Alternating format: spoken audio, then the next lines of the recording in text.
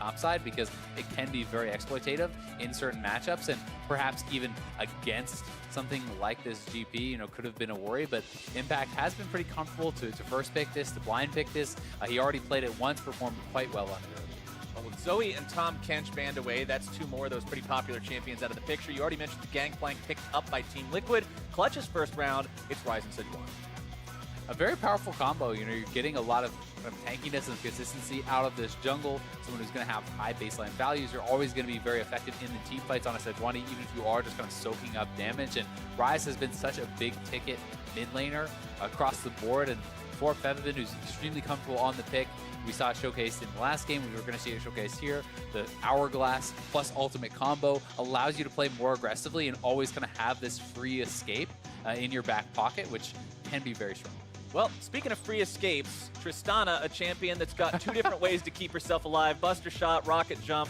This champion is built for late game carrying, and that's exactly what DoubleLift will be looking to do on that one as it's locked in for Liquid. Pobelter going to be playing the Malzahar this time around, as actually it looks like Clutch might be thinking about a couple weird things here. I don't know. It's certainly possible. It'll be interesting to see if they are going to bring out any unique picks for the top side, but nope. Gnar is the more expected one. It is a solid matchup into GP, as we talked about last game. I definitely can put on pressure early. We did see that LirA was able to get a pretty heavy CS advantage above Darshan, despite the fact that his flash was forced early. And some of that was because of Golden Guardians having good map movement, but just in general, it's just a favorable matchup for Clutch in the early lane. Another matchup that you have to definitely talk about is the Malzahar into the Ryze. I think that Malzahar is someone who gives a lot of troubles to Ryze in the team fighting and also when junglers are involved, because it can be extremely difficult for Ryze to actually be able to respond when he's a relatively shorter range mage and very close to being ultimated by that Malzahar. That being said though, in the earlier stages, one Ryze E actually insta-kills all the Voidlings, so you're able to push this guy in, you're able to have more access to roaming and moving around the map as this Ryze, so we'll see if he's going to be able to kind of utilize that to help LirA invade or perhaps to move around the map and get something done elsewhere. Well, taking a look at how the bans are going in the second phase, you've got all four solo laners already picked this game, so you're not going to see any bans towards those. Instead, Clutch Gaming looking at the jungle, banning away both the Zac and the Jarvan, two very popular picks we've seen a lot of recently, so it makes sense to take those off the table. Liquid, in the meantime, getting rid of a couple of AD carries that they don't want to have to address this game with the Kog'Maw and the Ezreal banned away. Yeah, pretty interesting to see what Apollo is actually going to go to, because he's played 2 Tristana games, 1 Varus game so far this season. Kog is banned away. We see the Ezreal banned away. Caitlyn is going to be the instant pick there for Apollo and does have a very strong laning phase, but a lot of people kind of lost their, I guess, confidence in this Caitlyn pick. They feel that it's not as strong in the later stages of the game. A lot of the scaling kind of got nerfed. You got less attack speed per level and these sorts of things. It still can be a strong pick, but to me, it's only a pick if you are kind of going to be able to win lane and stay a fair bit ahead. And they have saved their support pick for last. So, you know, if it is Taric getting locked in for Olleh, I would not be surprised to see Hakuho go back to the Morgana, who is one of his specials and really something that he's very comfortable on. And is also something that is, in my opinion, very advantageous into the Taric matchup because of how comically easy it is to Black Shield the Dazzle. Right, you can block it. It's incredibly telegraphed. Like, you know what's going to be connecting, where it's going to be hitting at, but with that Taric locked in, they've also got the Gragas picked up for Xmithie, which I like to see because this is a champion that you know Xmithie is comfortable on, even though it's not exactly in the meta, and that's fun to watch. I like seeing players and teams switch things up a bit, even if this time it's coming from it being forced away from the Zac and the Jarvan that are banned out. I'm still looking forward to seeing what Xmithie can do on this. Yeah, definitely so. And I'm a little bit surprised to see the Braum. Not that the Braum is an atypical pick, but just because Hakuho has been such a Morgana player for so long, and I feel like that's such a good matchup. But going to be playing Caitlyn Braum, obviously a good combo in and of itself, and adding even more crowd control to this lineup. When you have the Braum stun, you can obviously trap out of that for Caitlyn. Braum ultimate, very easy to trap out of as well. You have point and click CC from Febiven. You have knockups and stuns as well from the Sejuani. So there's a ton of crowd control coming out from this Clutch Gaming side. And for TL, it's more, in my opinion, about how evasive they are, about the actual amount of AoE damage that they're putting out in the team fights. And we'll see if they're going to be able to come out on top. And speaking of Caitlyn traps, one thing I want to address, because I think it actually is kind of like a hidden buff to Caitlyn. League of Stopwatches is actually really good for Caitlyn. It's because true. Every time they pop a stopwatch, you just put a cupcake under them. Yep, it's the same thing with GA, actually. Caitlyn does really well into those sorts of items because it is so telegraphed where they're coming back up. Same thing with Zilean also. The Zilean res can be very frustrating to play against Caitlyn because you come up, you get instantly headshot, but that only really happens if you're actually winning the fight, right? Caitlyn has to be able to be in a position where the stopwatch is used defensively for the other team, and then you're able to sit around and wait. Otherwise, you can just be pushed back out of the fight and not have the opportunity. Let's see how they end up working this last game. One last battle here on Summoner's Rift. Let's see if it's going to be Team Liquid or Clutch Gaming that walks away with the win on this one. Teams are out. Let's see how they play to level 1. It's going to be pretty interesting. We do see Spell Thief start here for Pobelter on the Malzahar, maybe just rushing towards that Frost Queen's Claim. And I do like this sort of a build more into a short-range mage like the Ryze because, in my opinion, it's a lot easier to actually stack and get the Tribute passive there, be able to get to that quest completion, which can be very nice for the extra move speed. So we'll see how well he's going to be able to do that, or if he just sits on Frostfang, because I have seen people go straight to Frostfang, get that 500 gold upgrade for the 10 CDR, then go back for something like a Morello's and CDR boots, and all of a sudden you're on 40% CDR. All right, speaking of items starting out at the beginning of the game, let's go ahead and do a stopwatch check-in. 1, 2, 3, 4. 1, 2, 3, 4. 8 stopwatches. Stopwatch. 2 stopwatch. Well, either way, we're going to skip all the way to 8. Only Gnar and Taric not having those this game. So expect to see a lot of sort of what we saw in the last game with stopwatches being used to counter all the big plays that'll start to happen once everybody's got those playmaking ultimates and other abilities. But probably Biscuits, I would assume, for Olleh then, if he's not going to go for the stopwatch. I do think Biscuit delivery can be quite strong, especially if you are expecting to kind of be getting poked out. Very, very strong mastery, and the extra sustain can make it incredibly hard to actually push this guy out of the lane on top of your already pretty strong healing. Not to mention the fact that Taric is a very mana-hungry champion, and the Biscuits do give you a larger mana pool. Whenever you eat one, you get a bonus total amount to your mana, so it'll help him a little bit with that as the game goes on, but nothing special at the start of this game. You're not seeing the 3-man invade on the enemy blue like we got to see last game. We're not seeing any of those like cheeky early maneuvers. Yeah, nothing too crazy. You know, there are some kind of differences that you can compare and contrast to the previous game. You see double Spellbook bot lane here for Clutch Gaming, so Apollo and Hakuho both going for that. They can double TP, they can move around the map with that. Whereas on TL side, this is more what you're probably used to seeing at home in solo queue, something a Guardian, Fleet Footwork. This is not the Spellbook Tristana that we saw Stixay playing last time. This is kind of more powerful, I think, as far as in lane, and you have the extra sustain, so you're not going to be getting poked out as much. Plus, as far as the later stage team fights, I actually think that the movement speed buff is fairly impactful that you get. That speed up can be quite nice, and it can help to delay your lifesteal from being a necessity. You don't have to build that as early on Tristana, who honestly doesn't usually want to. But you also have to keep in mind, on the side of Team Liquid, you have 2 extra opponents with the Summoner Spellbook. You always have to consider those changes. Keep in mind the fact that the Braum might be able to teleport into something from across the map. It's just one extra thing that's always got to be considered. As now junglers towards the top part of the map. Xmithie farming up his own Gromp. LirA heading towards the Krugs. Nobody really seeing those opportunities to get into the lanes just yet. I'm also going to be pretty interesting to see how Apollo actually just does straight up in the laning phase with this Caitlyn, because you know, obviously not a very good career record there on Caitlyn all time, but to be fair, Apollo has been on some pretty poor teams, so that does kind of skew the overall record. Does have a pretty strong KDA there. But without Fleet Footwork in lane, you actually are at a pretty significant disadvantage as far as the trading patterns go. You have significantly less sustain than this Tristana will, right? And if that's going to actually come into play, because if you're picking a Caitlyn who, in my opinion, is much more of a laning-focused champion than Tristana, and you're losing lane to a Tristana or giving the Tristana free lane, then the way I see it is, hey, you're just giving them a scaling advantage, and you're giving them, you know, a very easy matchup. So that's something they got to worry about. But Gragas is coming down. Good to go in, try to make that play. Apollo with the flash away to keep himself safe. Will avoid that one.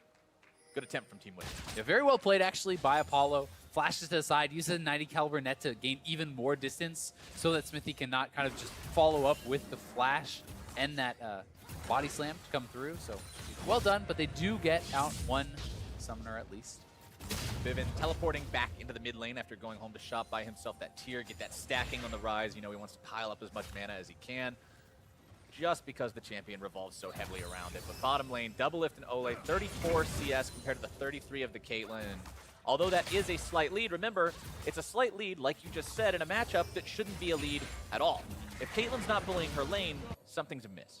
Yeah, and to be fair, there were quite a few AD carry bans thrown Apollo's way, so he kind of had that disadvantage as far as the draft goes, but it's just something where you're expecting TL to be getting more out of this lane. LirA nicely played, steals away the Raptors. DoubleLift very close to actually having that passive proc on him, but seems like he'll be okay for this.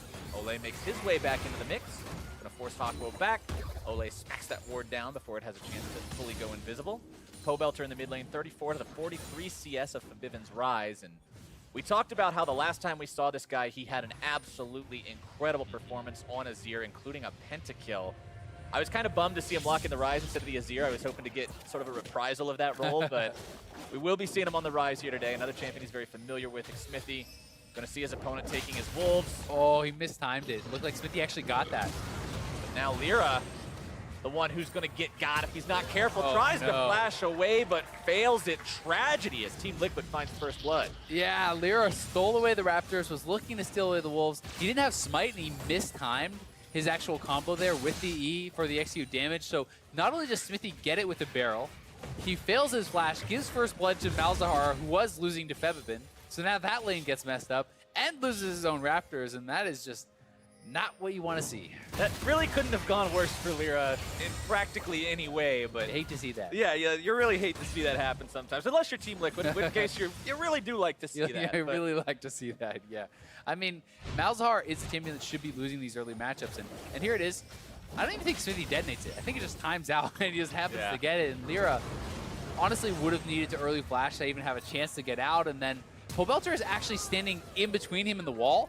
I'm not sure if that was intentional to kind of push him off the wall and make him feel that flash, but it actually looked like that was some League of Legends body blocking, which is not something you really normally see. No, and if that was intentional, that's honestly very impressive. It looked like it was. Next level strats, sometimes you see somebody unluckily... That's the 200 IQ. Yeah, that's 200 IQ right there. Sometimes you see somebody get stuck on a minion, but getting stuck on the enemy mid laner because you fail flash over the wall. Leagues, he's running in between him.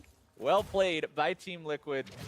Unfortunate for LirA, but it is a 300 gold lead for Team Liquid. So it's not like the game's broken open just yet. It's not like everything's quickly gone to hell in a handbasket. But LirA has put himself in a spot where he's not doing a whole lot early that he wants to really be proud of. His impact. A lot of damage from Solo. Yeah, taking a lot there from Solo in the top lane. 62 to 52, the CS on that Gnar compared to that opposing Gangplank. Apollo, you can see, swapping the summoner spells out with the spellbook to get back to lane faster. You mentioned this last game, Azael, to build up that farm lead and just sort of give yourself that extra laning edge. Yeah, exactly. You can see DoubleLift based on a cannon wave, which is normally relatively safe as far as, not losing much farm because the cannons take a long time to get knocked down, but your opponent TP's back, he pushes it in, the wave will reset, minions will be lost, and that can establish somewhat of an experience and CS advantage. We'll see if a fight breaks out here, though. They're looking to pressure this blue buff, TL moving up, and Crossfield's Claim's already completed here for Pobelter. Liquid wants to steal this one away. Will they get it with the smite? Yes, they will. Xmithie securing that one, dropping the ulti, trying to keep himself safe. Gangplank ulti rains from the sky. LirA going to be taken low. The stopwatch out to keep him safe, but not for long. Pobelter grabbing himself a kill. And that kill right there is kind of the result of using your flash, right? Earlier, he fails his flash, dies there. Now he does not have his flash to escape. Probably should not have even bothered using the stopwatch at that point because he's dead man walking, does get taken out, loses the blue buff, and they're starting to kind of snowball that into somewhat of an advantage, pressuring here on the bot side, and looking to actually move up and go right on to Hakuho. Wow, aggressive plays from Olleh and DoubleLift. They're going to get themselves another stopwatch, but Xmithie is here to try to finish this one off. Not quite enough damage. Team Liquid backs away. Febiven is roaming down, though, and we see LirA has respawned. He's moving across the map, but TL is already out to safety. Team Liquid's up 2-0. They're up 1,000 gold, and it's both kills going over to Pobelter, both deaths going over to LirA. Let's see how this one happens again. Yeah, they're trying to move in, looking to try to pressure this, but honestly, a really nice Gragas ultimate kind of splitting up the fight. Febiven gets pushed out. LirA taking a lot of damage here, and there's no real way for Febiven to cleanly enter the fight because the GP ultimate is kind of zoning him out. So I think that LirA just had to accept the death and just take that one without using his stopwatch. And let's talk LirA a little bit, because this is the guy that on Envy last year was the player that so many people were impressed with, and they were saying, man, get this guy on a team where he's able to do more, right? Like, this guy's a top-tier jungler. When Envy placed 10th in spring of 2017, it was LirA who was voted the all-NA LCS jungler, which was practically unheard of. And then Envy got themselves to 6th place in the summer split, largely thanks to what LirA was able to do in the jungle, and he's a big part of what that team was. He's a big part of what this team is, but this game, things just aren't going well for him. I mean, when we heard from the analyst desk at the start of the day for Jad's stats, he was like, who's the jungler who's always behind at 10 minutes? And it was LirA. Yeah, and as far as, you know, gold counts, there can be some things to explain that and to talk about it. You always have to contextualize stats as far as looking at, well, how much time are they spending ganking? You know, are they farming more? Are they doing these sorts of things? But LirA is looking for a gank. Oh, nice stopwatch! Pobelter! The notorious POB with the dodge. Can he get himself all the way out, though? Nope. Rip. But it looks really cool. It was really cool when he did it. He might almost be able to get the turn kill. Febiven barely staying alive. Good lord, man. You got the 200 IQ stopwatch and then the 210 IQ stopwatch from Febiven that gets him out. See you later. Nicely done there from both the mid laners, honestly. Even though Pobelter went down, he played it well. But yeah, you always have to contextualize stats, right? Because when you look at someone like LirA, who is spending a lot of time generally being pretty aggressive, and when you think about something like his Eve game, that's generally a jungler who's going to be farming less and trying to gank more and do these sorts of things. And you compare that to, you know, Mike Young, who most people are considering to have a pretty slow start to the season. He's someone who actually, on average, has been up in gold, regardless, right? And it's not always indicative of performance because you have to contextualize that. But either way, here is the play again. Flanking from both sides, passive gets knocked off, setting up what they think is a free ultimate. It's so nicely done there from Pobelter, timing it out and almost turning around this kill. Very close to actually knocking down Febiven. But with that last tower shot and Xmithie coming in, trying to take him out, as we know, was not able to do so. All right, 2-1. Clutch Gaming gets themselves on the board now. Still got ourselves a very close game here, Azael. First Drake is the Mountain Drake, which normally doesn't see himself get taken too fast. But, you know, if these teams want something to fight over, you've got something in that. Rift Herald also alive here on the map. But one thing I kind of want to draw attention to, a lot of red wards on this map right now. Not nearly as many liquid wards as there are Clutch Gaming. Yeah, certainly so. Very little vision going out right now for TL, and they are playing kind of a more defensive game. It feels like they're willing to sit back and farm a little bit more. If you look at top lane, if you look at bot lane, in my opinion, they have scaling advantages on both the sides, so you don't necessarily need to have as aggressive vision, but you would like to see them at least establish defensive vision, and that's what Xmithie is trying to do now. They have the ping from Olleh in the bot tri-brush, and now Xmithie clearing out some vision around their red buff and trying to cover that. So as long as they can maintain a decent defensive line, they don't need to go too crazy yet. Febiven and LirA hanging around in this rush. They'll see Xmithie and Pobelter. Let's see if they go for it this time. The ulti not going to be dodged away from any longer, but the return ulti is there from Pobelter. The damage comes through. Febiven grabbing the kill on that one is now Xmithie. Bot lane's almost here, doesn't though. Have a lot of damage left to make this work, but DoubleLift shows up. LirA taken down by the Buster shot as Febiven has to get himself away. The stun comes through. Razzle dazzle, baby. Febiven trying to get himself away. Will it be enough? DoubleLift wants to say no, and he'll say it all the way home with 300 gold in his pocket. Impact and Solo now into a 1v1 of their own. Solo going to be taken very low on this one, Impact. but the damage onto Impact could just be there. Takes a bite out of those oranges. Solo might make it. All right, we're good. We're good. All right, we're good. We're good. All right, action all across the map there, though. The 2v2 started out by LirA and Febiven, and they do come out on top, but it's Teal's bot lane who has the shove advantage. They make the rotation faster, and that equalizes and really gets them the advantage later on in that play. So nicely done from Teal's bot lane again, and TP coming back here from Apollo, but their turret is the one that's almost knocked down. And certainly the early game is going heavily in Teal's favor. The turret is almost bopped. DoubleLift is up 2 kills. He's up 11 CS. Everything is going his way right now. Maybe that trash talk was deserved. If DoubleLift really sees himself as that much better off in terms of where his team is compared to Clutch, it's showing right now. They're doing a good job early. Yeah, if you can back it up, you talk as much as you can walk the walk, you talk the talk. There you go. And here's the play again. This time, no flash, no stopwatch to actually avoid the combo here from Pobelter, but they're looking for another gank now on bot side, and TP will come in to dissuade it. That one is actually from Hakuho, so complete that TP. I like seeing the mind games from that, because so often it's so ingrained in players' minds, like, oh, TP, the solo laner's coming, we can't go in on this, guys. But it's like, nope, it's just me, Braum. Yeah, exactly. One of my favorite solo queue plays I've actually seen is a top laner with a TP mid laner. He's getting ganked. He runs into the bush, starts TPing to his own minion in front of them. They think that the mid laner's TPing in, so they just run away. And the he just top walks laner, out of the bush and just leaves. The top laner just teleports on top of himself. All right, that's good. pretty good. That's gotta pretty love good. it. What else is pretty good for Team Liquid at least is taking down that first turret, taking themselves up to a 2,500 gold lead. Infinity Edge completed for DoubleLift. Apollo still juggling around with some pieces here, has the BF sword, has the Zeal, but like you said, the scaling advantage in the favor of Liquid right now. Stun lands onto Hakuho. He's got the Unbreakable, so he won't take a ton of damage walking away from this one. But now, with that first turret down, DoubleLift and Olleh free to roam around a little bit here. 3 men from Clutch. I mean, Clutch has their own first turret down in the top side, so we'll likely start seeing some rotations, some swaps here. But that mid lane turret, very, very close to dropping itself on the side of Team Liquid. Yeah, the big concern, honestly, for Clutch Gaming right now is how strong DoubleLift is. When you have him on this Tristana that is going to scale very well, and he is over 1,000 gold ahead of his opponent, they knock down that turret. That's concerning because Caitlyn is not going to put out nearly as much, in my opinion, as the Tristana in the team fights, and now there's no safety there, and they're going to go for Apollo.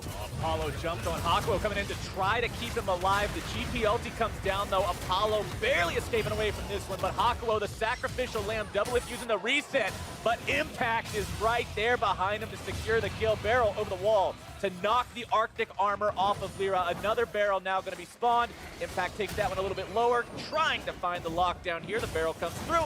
Another barrel knocks him back, but it knocks him right where he can dash over the wall. Yeah, thank you very much. He gets out of there. But thanks for the assist.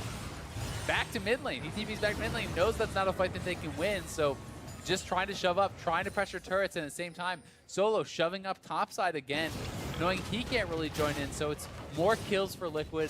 It's another dragon that is going to be going their way, and here is the initial play once more. No turret for safety there, not spotted that they are being flanked. DoubleLift simply comes in, straight onto Apollo, looking for the damage. The GP ultimate is there to assist as well, and as he's kind of getting away, you can see Impact started that TP very quickly, coming in for the flank, gets an easy kill, and the flash out as well, and then the chase down on the LirA was unsuccessful. Yeah, and if you're looking at Clutch Gaming right now, you see one guy on the team who looks like he's doing pretty well for himself. You've got Febiven 2-1-0, but the problem with saying, okay, Ryze looks like he's doing okay right now, he already had to pay the Malzahar tax, 1,300 gold into the QSS that's not into those big combat stats. That's true. Definitely something you have to watch out for. It does hurt you a bit, but at the same time, it's going to be very useful also against the Taric, also against some of the CC that can be coming out from there to allow him to play more aggressively. And it's going to be a lot on him to be playing aggressively. He cannot afford to sit back and be passive. He needs to make plays. He needs to be up in the face of the TL carries and killing them, because simply put, there's not going to be enough damage, I think, coming out of Apollo and coming out of Solo to really make that happen, unless they can land some sort of really good combo and have Febiven up in their face. I do like the fact for Clutch Gaming that Solo has built himself this massive farm lead that he has, 196 compared to 152.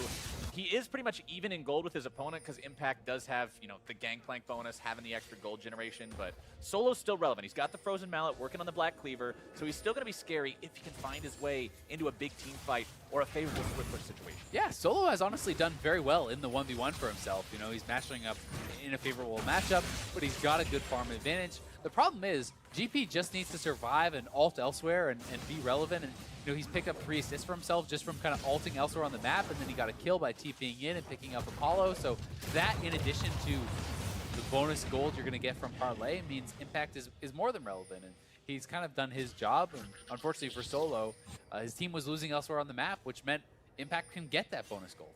Now, talking about gold, talking about who's relevant, I want to check in on items across the board. You can see your Trinity Force there for Impact. Static Shiv, now done for DoubleLift. You talked about the Tristana 3-item spike, but with 2 items, he's at least still a pretty big threat in these fights, having that 50% crit chance now, having the extra attack speed along with the procs. Frost Queens as well as the Morellonomicon done for Pobelter, so plenty of cooldowns as well as the ability to set up the plays with the spooky ghosts.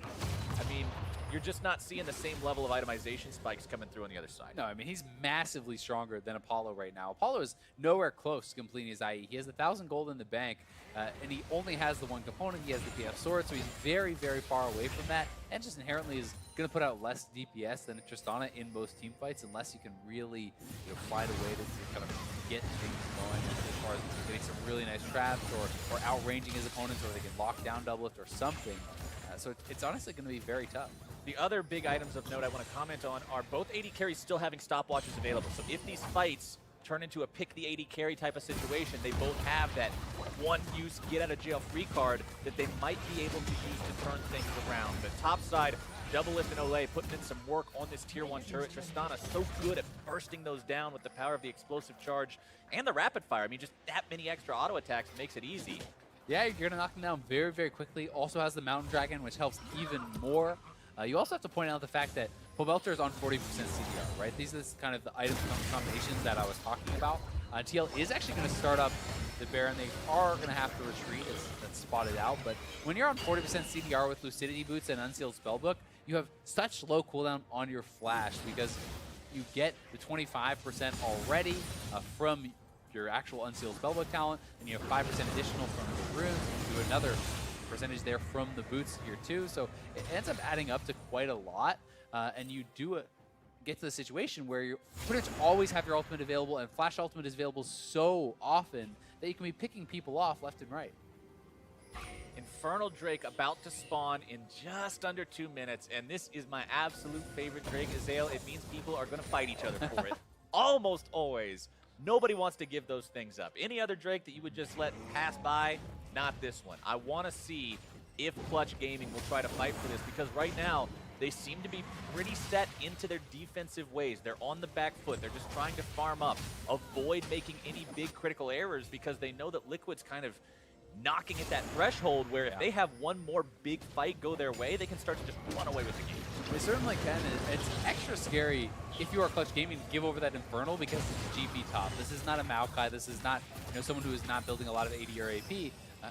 Impact is going to get a massive bonus from that as well. So your AD carry gets a huge bonus, your mid laner gets a huge bonus, and it becomes just that much more powerful when you're having someone from all 3 lanes really benefit from that Infernal Dragon. And you add in addition the already kind of scaling advantage you have here for TL. It becomes exceptionally hard if Clutch gives that up, and at the same time, if they can pick it up for themselves, well, hey, then maybe you can equalize things a little bit as far as scaling goes. Well, it's 45 seconds till it spawns, but it's Team Liquid with the tempo here in mid lane, trying to lay siege to the tier 1. Olleh is not afraid to step up, Xmithie either. They'll force their opponents off of this one, taken down, pretty much no contest, and that's all 3 outer turrets done now. That's that much less map control for Clutch Gaming. It certainly is, and as TL has gotten stronger, they've become more aggressive with their vision. You pointed out early in the game when TL did not have a lot of vision on the map, and CG is trying to go in and actually clear out some of this now, but they had established essentially full vision control around the Baron that's now being contested, but they're becoming more confident, they're becoming stronger, they're knowing that they can actually move forward and look to threaten these objectives, because when you do have Malzahar, when you do have GP and Tristana, as well as a Taric, you can take down this Baron not only extremely fast, but almost risk-free, because the Taric can heal you through it so well with the AoE healing and the passive resetting over and over to give non-stop healing on that Baron. So it's definitely a big threat that they're going to have to be worried about. Speaking of threats, Febiven trying to be the threat for his team, creating this side lane pressure, but the problem is, when he's up there, they know he's not hanging around the Drake pit. It's very easy for Team Liquid to secure that Infernal for themselves. It's actually another Infernal that'll spawn next, which, if you're Clutch, you really would just rather see it be anything else with the control Team Liquid has over the map right now. You don't want to see it picking up that extra damage. But what are you going to do? There's not much, right? It's you have to try to maintain vision control. You have to try to farm up. You have to try to get to a strong point, because, like, as of now, I mean, yes, Apollo has gold in the bank, and he is going to be able to complete his IE when he goes home, but DoubleLift is on 3 items, and Apollo is out on the map with 1.5. He's going to base now and pick up his second, but they're just not in a position where they can fight whatsoever. So all you can really do is try to fight for vision, trying to establish where your opponents are, and try to take odd man fights, right? If you can at least keep vision going, and then maybe catch Olleh trying to go in and ward for the next dragon, kill him off, catch Xmithie trying to move in and ward and kill him, then you can try to force something. Then you can look for a fight, but until you get a pick, it feels like they just don't really have any business even trying to take a fight. It's got to be a pick or a punish. Yeah. One of the two. You either make them make a mistake and take advantage of that, or you find somebody alone like you just said. But outside of Liquid putting themselves in a spot where one of those is possible, Clutch is really strapped for options. They certainly are. I mean, if you do a telegraph engage into a Tristana, Malzahar, or a GP who are ahead, plus there is Taric ultimate to back them up, not only can they absorb the engage, but they can turn that around very quickly. Whoa. So much damage onto solo there. That's the power of that triple item Tristana, 2 Zeal evolutions with the Infinity Edge. Means you're talking about 80% crit. Yeah, Solo actually going a pretty interesting build here, picking up Azael for himself. Oh, is it the Phantom Dancer Gnar? I think it might be, but oh my god, LirA is just gone. Okay, with him out of the picture, that means Baron becomes a very real opportunity here for Team Liquid. No enemy jungler to steal that one away, and now they're forcing their opponents to come challenge it. Yep, just start it up. If Clutch is not willing to respond, you get a free Baron. If they are, you turn for the team fight. Because I said, look at Olleh spamming these heals out. Every second he can drop a 2-stack heal. They're not even losing any health, so Clutch is forced to just give it over. And TL is just in such a good position now. They didn't even have to expend any summoners to get that sort of pick, and LirA has really not been having a good game. He's been struggling to actually get involved. He has to continue fighting for Vision, though, which puts him at risk. LirA 0 and 4 on this Sejuani, and let's take a look at how he gets picked off here. Yeah, they're just trying to fight for Vision. He's not expecting Pobelter to be up here. He's actually trying to retreat away from DoubleLift, but walks straight into Pobelter, gets ulted up, and Liquid is looking to fight. No, Apollo taken out at the start of this one means there's not going to be any fight today. Just a cleanup as DoubleLift moves in, guns down Hakuho, killing spree for him, a double kill for Impact as they also destroy LirA. Solo trying to get away from this. Olleh tries to flash after, doesn't quite have the angle on the dazzle, but Team Liquid is steamrolling this game. Yeah, I mean, this is going to be at least one inhibitor. They can even try to push for the win, honestly, if they want to. This is just a dominant game. I'm expecting them to reset, but there's enough time, and they can knock down these turrets so quickly that if they want to play it risky, they can go for more. You see DoubleLift heading to the top side, though, so they're just going to try to knock down more turrets, secure the victory, pick up more gold. There's no reason to do anything exceptionally risky when you're this far ahead, right? I mean, you can just easily take the game. 10,000 gold up, 26 minutes in. Complete control over the map. 5 men strong with Baron. Especially when you do have a scaling advantage, right? The one time I do disagree and feel like, hey, you have to take some risks is if you could get outscaled, you don't want to sit around, but they're going to get another pick. No, again, Apollo caught out, taken down 0, 3, and 0. The flash ulti from Pobelter. Apollo does not have a QSS of his own, and against Malzahar, that is why greed is a deadly sin. You have to be willing to pay the tax, Azael. It's a tough call to make, though, because they don't have any damage, right? They're behind, so he feels he needs to build DPS. Doesn't go for the QSS, gonna get punished, and Liquid looking like they're gonna close this one out. On to Nexus turret number 1, and it's not even a factor any longer. Clutch Gaming, they've got no way to respond. There's no damage, there's no tank ability, there's no chance here. Another ulti. Pobelter just is getting these left, right, and center. That's all she wrote. Clutch is done, and Liquid takes the game. Absolute decimation of Clutch Gaming there for Team Liquid, looking so strong start to finish, and it just seemed to kind of fall off the rails very early on for Clutch, with LirA getting caught out, trying to go for the invade, loses flash, dies, then dies again at the blue buff. Things really started to spiral out of control very quickly, and it never really felt like they could get any purchase in this game. We talked about how both these teams were looking good in the games we've seen them play so far in these first couple of weeks, and if one of them could really just destroy the other in this game, it would bode really well for saying, all right, that is a top-tier team right there. And Team Liquid, that is a top-tier team right there.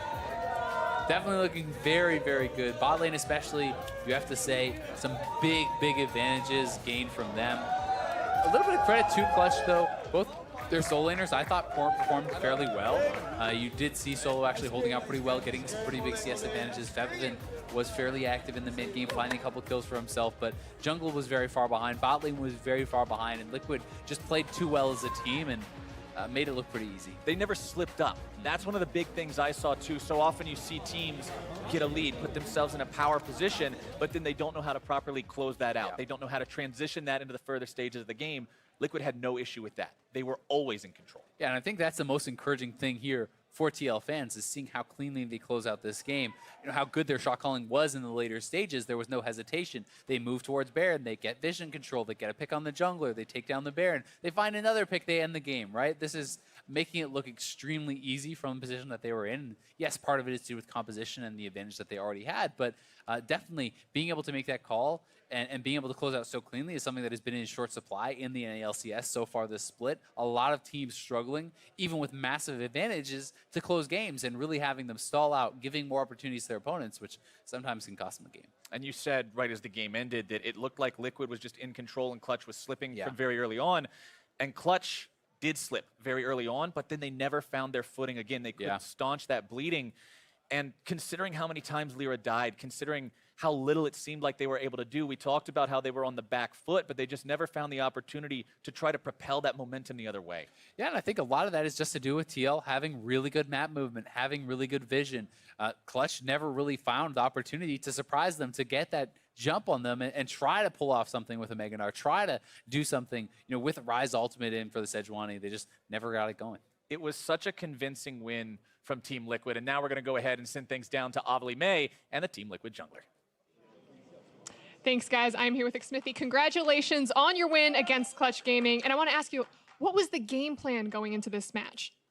I don't think we have any specific game plan for pretty much any team. We just play our own game, and yeah, like everyone just communicated really well during this game, and we played pretty cleanly. What do you think was your winning factor then? Winning factor was just, I guess like this game was just like everyone was like collapsing really well. So like if they invaded our jungle, if they wanted to fight, we were always, like our team was always ahead, and like we just countered their play. Now around this time last year, it was the rebirth of Xmithie. Everyone had their eyes on you. See you rolling your eyes, but trust me, everyone was going crazy for you on Immortals. Now that you're on a team filled with all of these superstars, how does that compare? I guess like this team, I kind of take like a backseat role, since like everyone's really vocal in this team, and I don't have to speak out loud like much more than I used to in Immortals. And it's like a good and bad, I guess, because sometimes I want to do more, like sometimes I want to do less. It's just like, I guess it's like a good in between for this team. Well, having played together, you've now both won and lost the game from yesterday. How does Team Liquid handle a loss and turn it into a win the next day? For our first loss, I'm actually surprised that our team like took it really well. Like everyone was really positive that we learned a lot. Let's do better next time. And yeah, we learned a lot. We did like a few hours of talking, and then yeah, we figured out what we did wrong and what we can do better. Well, congratulations again on your win, and thank you so much for taking the time to talk to us. And to wrap up the day, let's go back to our analyst desk.